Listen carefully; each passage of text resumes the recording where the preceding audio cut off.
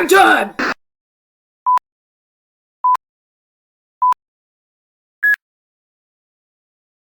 Anna was walking slowly past the many cubicles in the dimly lit office building.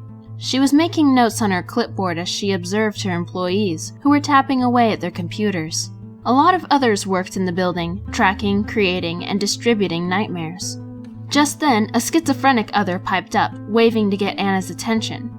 On his screen was a simple map of Smilesville. Yes? Anna said apathetically. Ma'am, we got some traffic in Smilesville blocking the ways to Cotton Street and Deadlock Road, he replied. Anna's eyes narrowed. What's the cause of it? She hissed. We're not sure, the other replied. But we believe it has to do with the new dream mill that was recently built near the Blapple Orchard. We think it's blowing the nightmare mist away. Who exactly is unaffected by the nightmare mist? The other twiddled his thumbs nervously.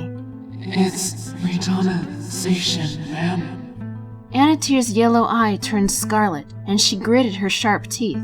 She was still angry with Reitanna for prohibiting her from visiting Smilesville, and more specifically, Reitanna's house. She must have had someone build that dream mill, Anna muttered, more to herself.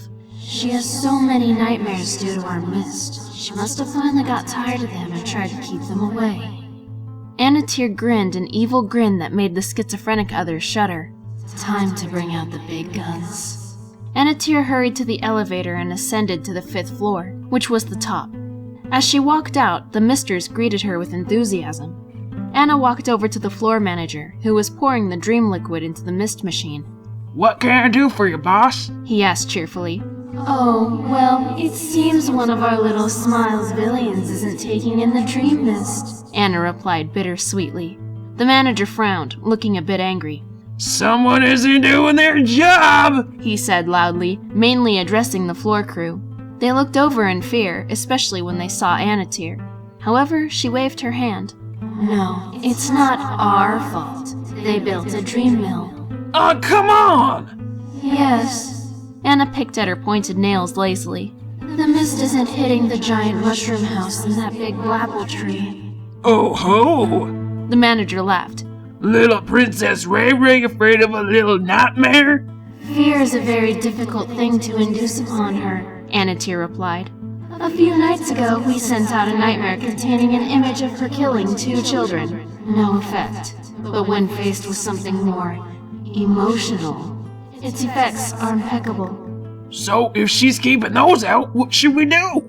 There's only one man who is strong enough to break through that mill's protection. You don't mean... With a malicious smile, Anna walked over to a metal door that was securely locked. There was a sign that said, "For emergencies only." Anna unlocked the door, and a loud suction-like sound burst through the room, along with ice-cold mist. Stepping back, Anna watched a man with silver hair, glasses, and pure black eyes emerge from the cell. Evil Michael, she said softly, and the man grinned, his teeth being as black as his eyes. Sup? He growled. The floor crew became excited. They loved to use Evil Mike in Reitanna's nightmares. If Ray wants to keep us out, Anna raised her voice to the misters, then we'll punish her, show her what happens when she fights a losing battle. She clenched her fist, piercing her palm, black blood dripping to the floor. She'll regret ever grounding me. With a cold laugh, Anna led Evil Michael to the nightmare mist machine, taking his hand and placing it on a glowing panel. There was a blinding flash, and a small vial filled with hot pink liquid dropped where Evil Michael had previously been standing.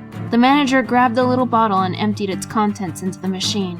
Immediately, pink mist erupted from a giant spout and shot in the direction of Smilesville. There was the dream mill, looking like a giant dream catcher. Most of the mist had been blown away, but Evil Mike was stronger and pushed his way right through the air current. The giant mushroom house was in sight, and he just couldn't wait to begin.